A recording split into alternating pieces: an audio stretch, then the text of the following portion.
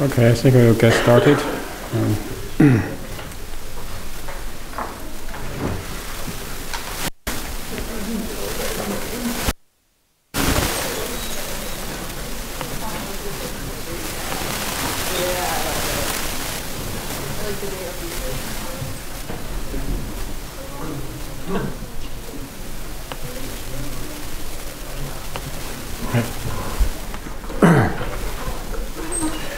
In today's lecture, we're going to take a closer look at the learning rules, some learning theory.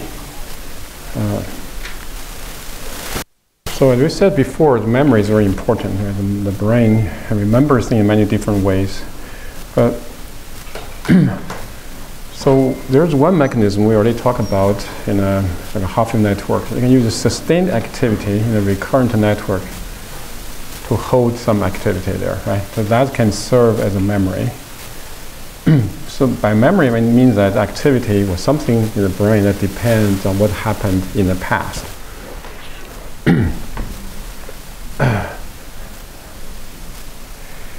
So what is new here is that there's also, you can have sustained activity in a single neuron. So you may wonder, when the cell fires, it means it remembers something. Is it because it's a network property? Is it firing because some other neuron drives this neuron? They provide input to excite this neuron. Or maybe there's something happen inside the cell and make it to be active. So there's some very new, relatively new data about this. I'm going to show you a little bit. And of course, nowadays we think that the memory, the so-called engram, is where the memory is stored, is mostly in the synaptic connection. There is synaptic learning rule to change the connection. All right. So as you can see, so as we said before, the most important thing when you think about a network of neurons, of course, there are two different. There are two types of information. One is the property of a single neuron. What's the input-output relationship of a single neuron, right? We can see that the memory is possible with the single neuron, right? It's also possible by you wire them up in a network and you change the connections a little bit. That can have a very big effect, right? Just as we see in the half-wave network, when you learn something, you just change it with a little bit, right? You can remember a completely new pattern. Right? You compare with what's already stored there. It doesn't have to be an extremely strong change. A small change can have a huge effect. So I just like a review. This first is a tractor. This is a recurrent network. We know that before.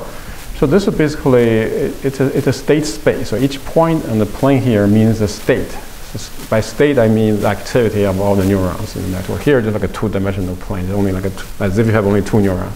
But it's just like a systematic diagram. And these lines here, this will be the boundary. Right? As I say, these are stable states. The points. They try to attract, they're called an attractor, they say they are stable states. If you start from a state close enough to it, it will go into that state. In a way, it's like a attractor. But of course, there's boundaries. If you're closer to this neuron here, on this side of the line, the attractor here, but if you just change it a little bit over here, it attracts a different state. Right? You haven't seen this in your half-wave net. Oh, you haven't done that yet. It's in the half-wave network simulation. All right. So this is like a network property. Really, you need many neurons that interacting with each other to have this kind of property. A single neuron doesn't work this way. Except for this one. This is a relatively new result. If you told me this is possible like 20 years ago, nobody would believe you. Right? Just find relatively recently. This is a single neuron in a slice. From area, I think this is the entorhinal cortex. So that's the location where you find those grid cells, the hexagonal and the grid cells. It's a very weird location. But these neurons are not grid cells. There are some other neurons in the same area, but they have this very interesting property. So this is a single neuron. They're isolated in the sense that you use drugs to block all the synapse. So this neuron, it doesn't receive input from any other neuron, even in the slice. It's a very isolated neuron. So if you give the neuron a stimulus, which you inject current into the neuron, of course the cell fire at a higher firing rate. So this is you see the diagram here. The time is very long, and you see where the time scale. So this is this is several seconds. I'm not sure I can see it very clearly, but this is like several seconds, 4 seconds or something like this. So it's very long. So the neuron, the firing rate is shown here. So basically, these are all the spikes. Because there's so many spikes, the time scale is very long. You cannot see individual spikes here. But the cell fires a lot. So this is the instantaneous firing rate. Instantaneous firing rate you can calculate either by histogram or just use the inverse of time, the interval between 2 spikes. Right? You invert that, that's instantaneous firing rate. So now you remove that stimulus. So now you see things become different. So here is already see a memory effect, right? Because if you look at the situation here versus in the very beginning, that's the same. There's no input. Right? The difference is something happened in the past. So now you see the cell have some low firing rate. It's continuous in many seconds. Right? This is like I think about 4 seconds. This is many seconds. This can last. Some can last like a half an hour or 1 hour, something like that. So it lasts very long. But it's a very low firing rate. But it's just sustaining on its own, right? So now if you stimulate the cell again, of course the cell has a higher firing rate. But once you release, then over this region there's no stimulus again, right? The situation again is the same as what you have in the past, but the firing rates are even higher, slightly higher. You can do it again and again. Right? So this basically, this neuron has a continuum of stable states sustained on its own. Right? That's very amazing, right? That's just a single neuron. How can you do that with the oxygen dynamics? In the simple oxygen dynamics, it wouldn't work. There are some other tricks here. There must be some calcium-dependent channel. Somehow you excite the cell enough, the calcium flows in and do something to modify some other channel to make there like maybe like a sodium current flow constant for the cell, somehow drive the cell's activity. So you do this reversely, like you try to hyperpolarize the cell, then you inhibit the cell like this. Of course, when you put the current in the cell, it's shut out right here. But once you get rid of your stimulus, the cell starts firing again. You do it again and again, you see the sustained firing rate goes down. Right? You change it in different ways. So in this case, this would be it is a form of memory. Right? It can store a continuous variable basically. This also is sort of like an integrator in the sense you integrate it. You basically add up your input, positive and negative. Right? You compute what it is. This is very amazing. But there are not many theories related to this kind of phenomena. But I said, but this is like a research topic. But I say it's a good idea. I just show you so you get an idea. A single neuron is not as simple as we believe. Right? It's not just give me input, I immediately give you output. I have a sigmoidal function to describe that. Like many neurons will work that way. Even this neuron also works in that way. You give very strong input, it sort of transmits information there. But they have some slow process like this. It has a memory effect as well. Right? That means we need to learn more how different neuron works. Yeah. So I want to also show you something about this synaptic learning. So when you look at a neuron, we know that, I think you already learned in your previous lectures that neuron firing is very random. Right? So like a Poisson-like firing. So where does the randomness come from? Why is it so random? What's the source of the noise? So I'll just give you some idea about this. So the source of noise turns out mostly comes from synapse. So if you look at the individual neuron, this is one neuron. It's a neuron in a slice, right? It's like isolated. And if you inject current like this is like a step current, right? The neuron will fire. But these basically you repeat many trials. So each row is one trial, then you repeat to do the same thing again, right? You see the spikes. So they were similar, but the exact timing may not be the same, right? But if you use this kind of fluctuating current like this, which is pretty more realistic, because each neuron, as we know, they receive thousands of input from other neurons. So each neuron, the input is a pulse, like EPSP or IPSP. Is excitatory, when inhibitory, some potentials last only a few milliseconds, doesn't last very long. So you add up a bunch of stuff like this. It cannot be like a perfect flat input like this. Like it's more like this. It's random. So in this experiment, it's interesting. They use like a frozen noise. And basically, this noise is generated by a computer, right? And you repeat the same thing again. and again, right? So if you repeat the same noise, exactly the same. All the little wiggles are identical. And then you see the self-fire issues all lined up, right? So if you just look at the firing here, it's almost like a passant, like random spikes, right? But if you control the input to that neuron, and you use the same sort of random, exactly the same, the self-fire exactly in the same way. So this shows that in a typical neuron, the mechanism for spike generation is pretty much deterministic. Right? Of course, your input may be random from some other cell. I have no unknown, I don't know other neurons, so it looks as if it's random. But if all these things are controlled, if the same input cell fire in the same way, then the cell will fire exactly the same way, very deterministic. Right? So where did the noise come from? I said that the noise comes from the synapse. So the synapse, in the typical, central synapse in your brain, most synapses are kind of unreliable. So if you take a typical cell in your cortex, right? If there's a action potential coming to the synapse is supposed to release a vesicle to transmit the information to the next stage, right? For the chemical synapse. But typically that's not the case. So maybe around 80% or something times this is going to be a failure. I mean, action potential goes there and nothing happens. Right? That information is lost. Right? But 20%, maybe 30% of the time, depending how strong the synapse, the information will transmit. There's going to be an EPSP or IPSP. Right? So because of that, so this in the brain, typical synapse are not that reliable. Right? They're more likely to fail than to succeed. So for other synapses, like say your muscle, you learn the muscle, the neuromuscular junction. I did it many times. So for that kind of special synapse, there are many release sites. So this is just only a single release site. So their synapse is very strong because it's very big. There are many sites you can possibly release as a vesicle. So because of that, you add up, it's very reliable, 100%, because some of them are going to release. Right? So in this example, this is like a presynaptic spike train. If you look at this single spike, you repeat the same thing in different trials, right? So there you have the synapse works. This time it fail, nothing, right? It works. Sometimes works, sometimes fail. But over here, some work, some fail. If you average, of course, you get some response, right? But for individual events, you cannot count on that. So the synaptic learning, all the learning was really, the first effect would be you make that synapse more reliable, more likely to release the vesicle and make it stronger. Right? You also can have you have some slower person, you grow more active zones to make synapse more reliable and stronger. So this is sort of like a very simple idea that really you see the source, a major source in the brain is a synaptic failure.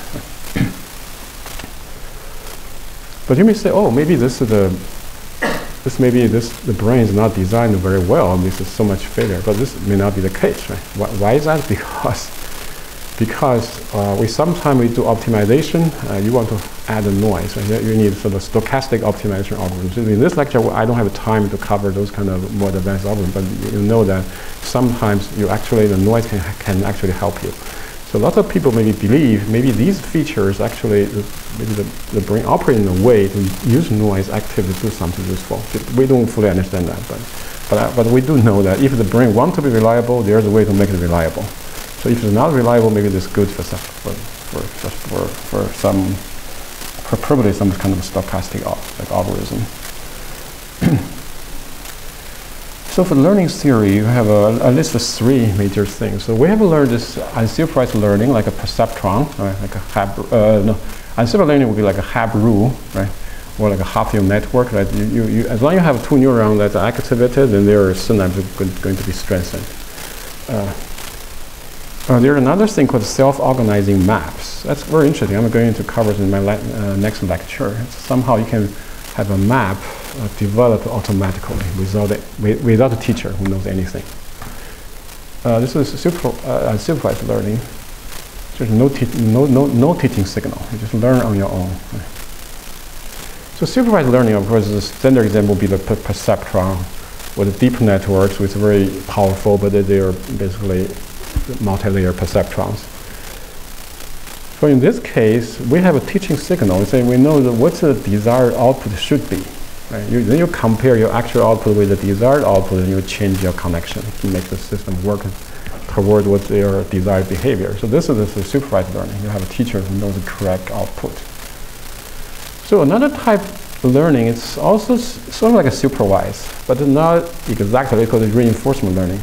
So in this case, is that the teacher doesn't tell you what's the right thing to do, but once in a while you get a reward, right? So the people say, well, this is pretty more like in the real world situation. So there are no teacher should do that every step, right? Every output, what's the correct, what's not correct. Well, you not know. Even you play, say, play soccer. Eventually you get a goal, right? What makes that goal that big reward? But there are many passes and many people may have to cooperate. And a lot of things happen in the front, then you eventually lead to that goal, right? It's not just one single thing. If I say, okay, you scored some kind of reward at some point, you want to go back and say, what make me successful for that?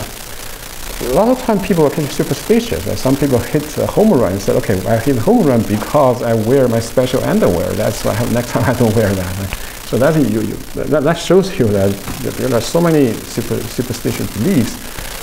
It's very hard to assign the credit that you have, because you have many actions leading to the final reward. You have no idea which one actually make it to work.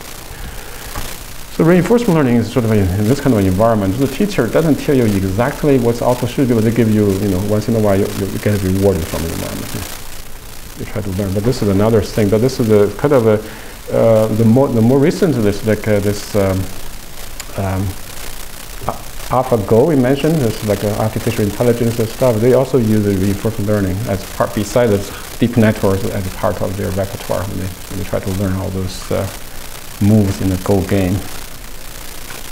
Okay, so I'm going to go through a little bit of detail about these three types of learning. So the simple hybrid, we learned this before, right? It's like the simplest case would be the product of the two neurons. Right? If they're both active, then you should change the weights. That's the simplest idea. But if you use the simplest idea, of course, the problem is that the synapse is going to grow stronger and stronger. Eventually, it will saturate. Right? But in the real case, the synapse, you can just be so strong because a cell body has a finite size. When you're covered by all the synapses, there's no more room to add anything more. Right? So this learning rule just works for the initial stage. Right? You cannot eventually have to cut it to limit the thing at some point. There are also more clever algorithms that automatically do the normalization, but I'm not going to cover those details. I'll just show you the most basic idea. So what's the biological substrate for this kind of learning?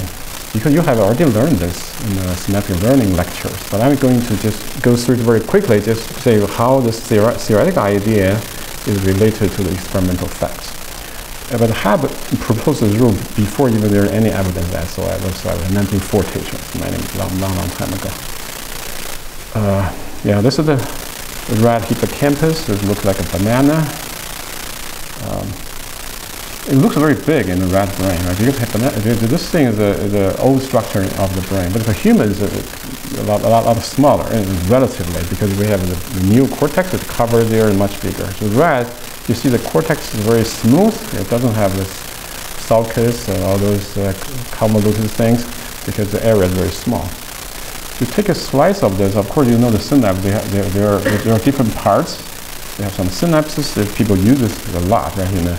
So the LTP experiment. I would suggest to refresh your memory. Just like let me see what's in there. So you record from the postsynaptic cell. These are a bunch of inputs, and you stimulate this input with a bunch of fibers that drive the cell. Right? So these are basically the EPSP, basically the postsynaptic potential, how strong the synapse is. You measure that. So you use sort of a bunch of tests. You see the time, you look at time scale, it's 30 minutes, right? Very long. So you test, once a few, I don't know, milliseconds, you test to see how strong the synapse is, right?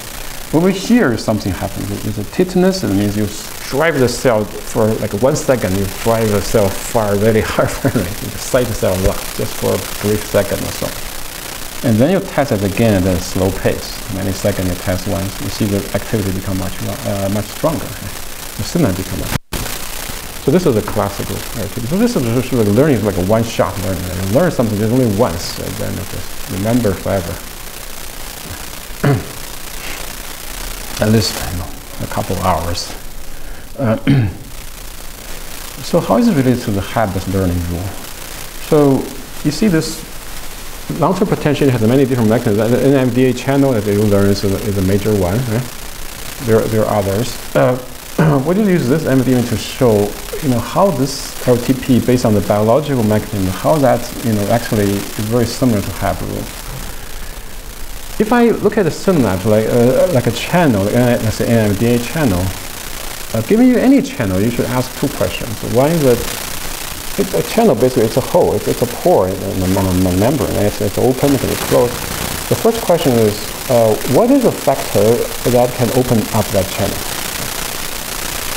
As we know, some channels are open only by the voltage, like a sodium channel in the Hodgkin model. Right? You need you need some change in the membrane potential to open it up. If it's too low, hyperpolarized channel not going to be open. Some other channels depend on some neurotransmitters, like in the synapse, right? In the postsynaptic cell. So some channel, only some neurotransmitter can open that channel. So the NMDA channel is sort of special. It is open only they need two factors to open it up. They need both. They need depolarization and a neurotransmitter like a glutamine. And they need two. Right? You only have one factor, it won't open up. Right? So a second question is that given a channel, the first of what it will open it up. The second question is that once it opens, what ions can pass through that channel? Right? Some channels are very selective, like a sodium channel, they don't pass through. Mostly sodium, I think they're selective.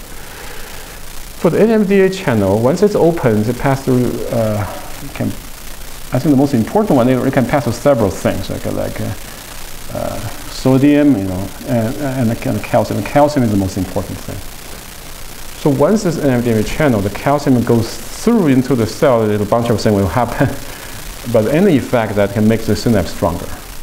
It can strong in two different ways. Well, I think that can initially make the release probability in the presynaptic cell higher, right? The more reliable. But in the long term, I think this postsynaptic cell, this other channel can be strengthened. You add more channel, make the postsynaptic also stronger. So there are both presynaptic and postsynaptic mechanisms. So, but why is this related to the habit rule? The habit rule is that because that's special condition, you need a two factor to open up that channel. So you need the glutamine. So what does glutamine mean? So if you have a glutamine in the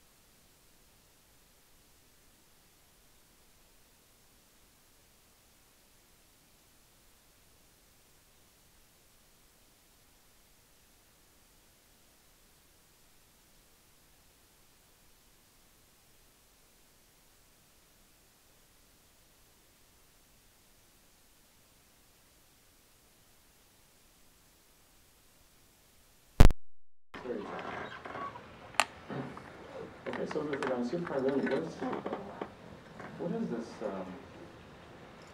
We know that this thing happens in hippocampus. I can give you an example that's actually useful. This is a standard for the Morris watermix. Have you learned this in your previous lecture? Yeah.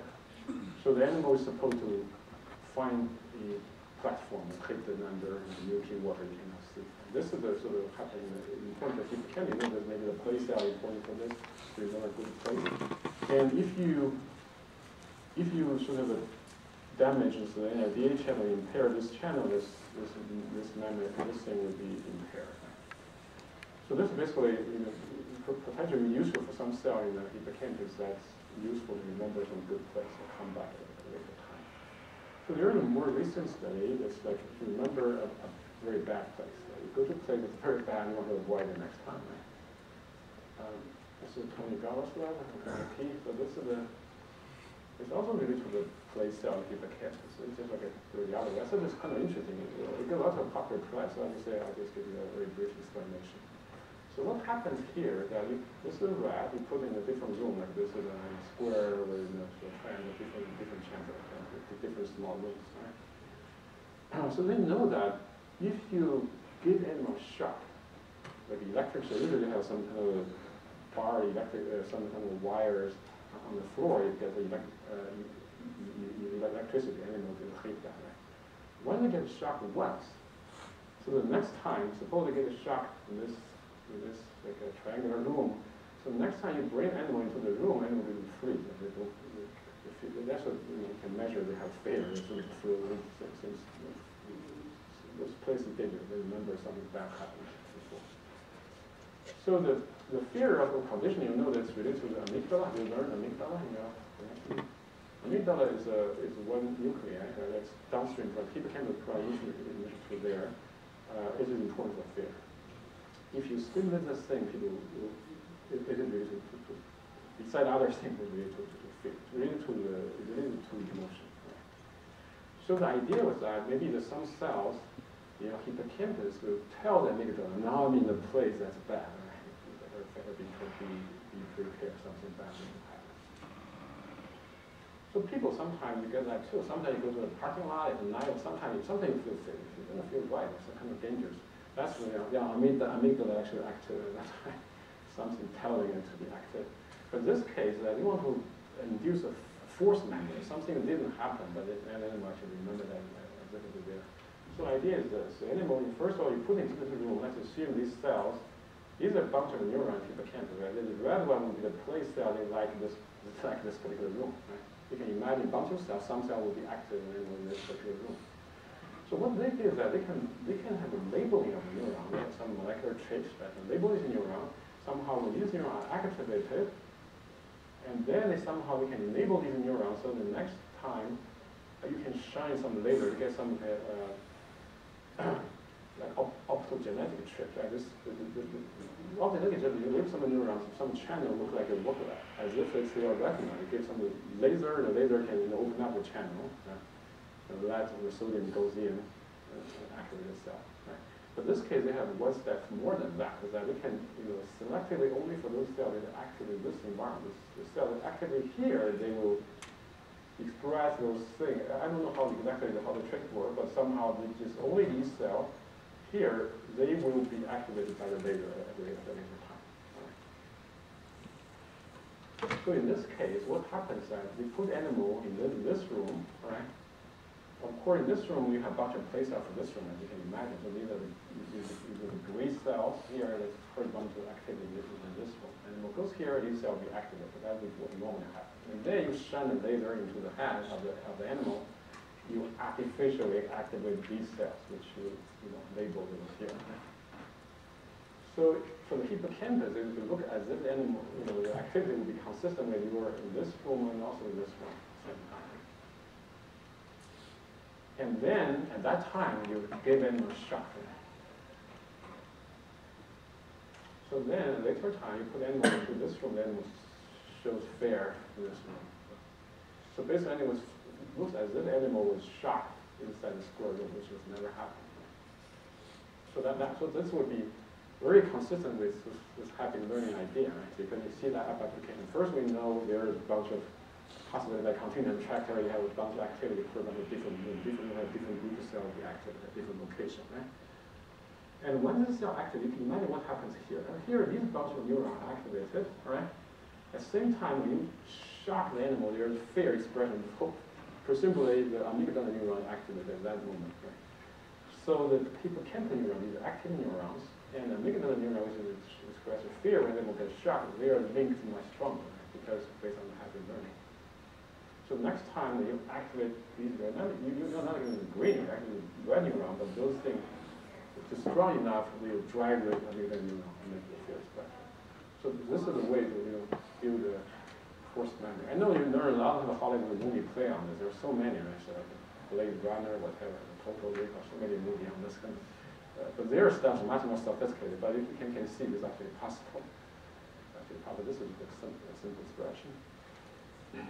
Supervised learning. This is perceptual learning.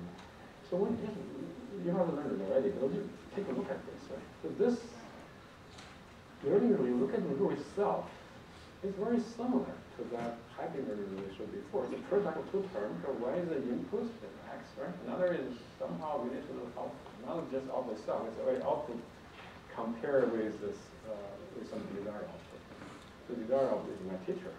I compare the difference, not just absolute output, but it's a difference from the teaching system with the desired output.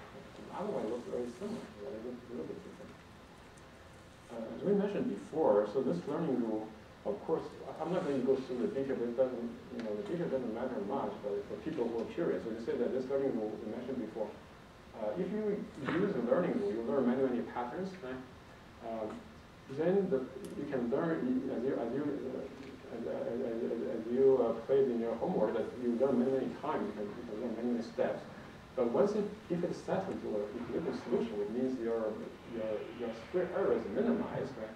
The solution will be just exactly the same as the optimal linear mapping, because it's a pseudo-inverse. So the pseudo-inverse is also derived by the least square method of the same solution. So what is the biological evidence that this thing actually happens? So of course, I think we learned this in a motor lecture before, just quickly here. You do this kind of a dart experiment. Of course, once you put on the prism, you will go into throw the dart in the wrong direction. Then you quickly will learn to adjust very quickly. Error will decrease very quickly. But once you you get rid of this, once you adapt it, when you remove your eyeglasses, it's going to have error in the opposite direction. But this thing we know it happens most likely in the cerebellum. There's like a kidney cell. Right? For those cells, you say that for learning, where's the teacher, where's the student? Right? How does the brain know which signal the teacher, which is the student? I mean, this Purkinje cell, they're all spelled out. These cells, so this is the Purkinje cell. This is the only output from the cerebellum. Cerebellum is interesting in several ways. So cerebellum has more neurons than the rest of the brain all combined. You actually know that. Many times more, about 5 times more. Why is that? Because there are a lot of cells, there's really tiny, a lot of the dots here. Have you seen the cerebellum under the microscope? There are many tiny cells, and these cells send out axons all in parallel. These called parallel fibers. Right? These fibers contact all the cells. So this structure, actually, if you work out the mass, it's actually to maximize the number of cell contacted. Because the Purkinje cells, their dendrites all lie on a single plane. Right? And then this parallel fiber go perpendicular to that plane. So you want to contact as many cells as possible. So why you need so many this granular cell? Because you want to spell out everything explicitly. It's a very interesting structure. So you want to learn. If you model this Purkinje cell as a perceptron, you have many inputs from other parallel fibers. These are the weights you want to learn. So what is the teacher? The teacher is this collagen fiber. Remember, right? These fibers come from ether outlet. This signal some kind of error. I don't know, but they are sort of Cloning on the cell. Cloning on the cell means that they're very extremely strong. They fire the cell during to fire. They contact the cell many places. The other protocol, they only have one chance to contact the cell. So this is a teaching signal. That signal is actually the error. It's some kind of error. Have you learned the VOR, the vascular ocular reflex, in your lectures? Maybe not. Yeah. So these are signals of error. So this is one example. It's very, so the learning rule, in this, I think that David Marr first used this to propose learning. It's very similar to the perceptual rule. The perceptual is sign actually reverse. So this neuron actually inhibitory rather than excitatory. So another supervising example, very quickly, this is one hour. This is like I have a lens there. You also have similar things, right? If you put on the lens, the visual receptive field is going to be deflected. So this is sort of where you see you have some neurons in the binaural brain that like a bimodal. They're driven by both visual input and auditory input. Right? When you put on the lens, the visual receptive field is wrong, so it comes to here. So this is the location where the stimulus drives the cell. When you put on the lens, normally I put the visual audition is the same. Right? The visual is smaller because they're more accurate. But when you put on the lens, all right, so your visual receptive field goes to a different place. Right? And the auditory approach is the same. This medication doesn't change the air, it's still the same. So the question is, who is the teacher, who is the student? When eventually they're going to align, but who is aligned with whom? It turns out the auditory field is aligned with vision. Vision actually is wrong. Actually, you have this kind of event. So the visual system actually, because it's typically more reliable, is considered used as a teacher. To teach the auditory receptor to be aligned with that. So this is one example. So basically the teacher is the one who are flexible, the teacher doesn't learn anything, stubborn.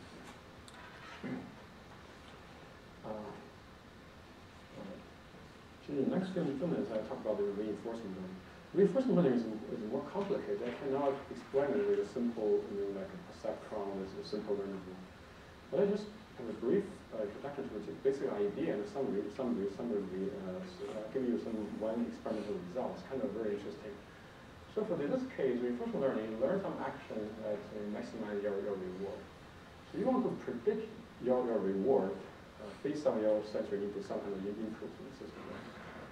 Right? So because you have a sequence of action in the past, so you basically, it's sort of like a perception. This particular case, basically your reward time t, your reward may change over time. It depends. You assume it depends. You assume you can predict that based on your past sensory input x. It's not time t you minus something that in the past. You add up. There's some ways to determine. You add up those things to predict the reward at this time. So if you try to minimize learning your reward prediction and the actual reward to this gradient descent similar, of course, it's sort of like perceptron. Except for all the time, it's your index, different time step. And you develop a like that. So basically your input is the output, it gives a reward. Right? The difference. So in this kind of learning, this is one ingredient you do reinforcement learning. And the learning is sort of similar to that perceptron learning we saw before. I think the one crucial thing to see that it's important to see the difference between your actual reward and your predicted reward. And that's hard to say. So in the brain, just like last, that's right. There's also like a dopamine neuron in the ventral tegmental areas as part of the dopamine. It's really your activity actually similar to the prediction error of rewards. The actual reward compared with the predicted reward, on top of predicted reward. So you see that people like this dopamine neuron. You get rewarded. Lots of people use drugs that they really get rewarded, but this is part of the thing. The dopamine neuron is one major thing that's driving people to feel very happy. If you give any reward to the neuron, normally something novel, something interesting, the cell will be activated. So people, the neuron is kind of like a reward. You give them food, unconditional reward, or juice, just a liquid for a monkey. this is activity for that neuron. There's different trials. Like this is a histogram. You see, when you give them reward, food, liquid, the juice for monkey, then the cell is activated. So these are just sort of driven by these kind of rewards.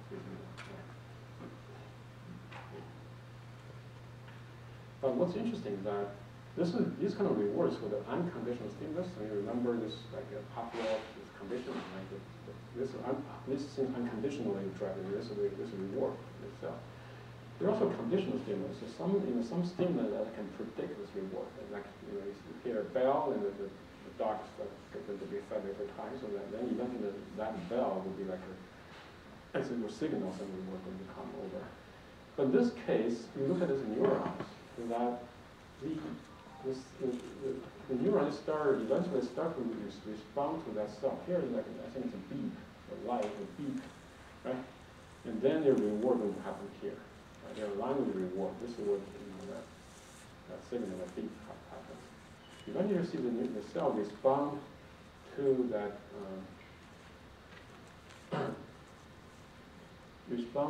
sound. When you give a reward, nothing happens.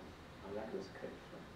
So you only look at this panel, you would say, okay, this cell is responding to the reward. Actually, it's not. It's responding to the reward relative to your prediction. But if you are naive, you have no idea when you get this reward. You're not responding to this. Of course, cell respond. In this case, you already can predict that. You can predict the thing going to happen. Then you have no case. But you cannot predict when that stimulus happens, right? Let's start responding to that.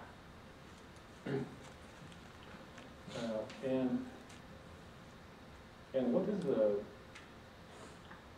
interesting revealing is that this case, you see, this is unconditional. Look at this one. Unconditional stimulus is respond to that. But when you actually give a reward, you can use that to predict the reward, but you don't see anything. But what happens if you get rid of the reward? So you have that beep, and nothing happens. Right? In that case, you see the activity actually decreases. Right? So then your prediction relative to prediction is negative. Right? It should decrease. So this is sort of evidence that the neuron really signal this your reward relative to some prediction. Right? So that's sort of one ingredient they use for this kind of so that's a very interesting selective story. Actually, they predict this based on this kind of learning, and then they experiment and find out very similar. This is very interesting example. And for the actual algorithm, how this works, I know this reinforcement learning algorithm is used for stochastic environments. For such an example you want to, I think the early example, they use this kind of learning method to learn to play backgammon. There's a game, sort of stochastic game, a random game. They can beat the human masters, like many years ago. So now they use this as an ingredient in that sort of Go gameplay. That's much more complicated and get generally good result. But in the actual learning, the full detail is much more complicated. It's not cannot cover in this class. But I think I should give you a basic idea that shows you the biological evidence for a key ingredient for that algorithm. Any questions? All right. Thank you very much.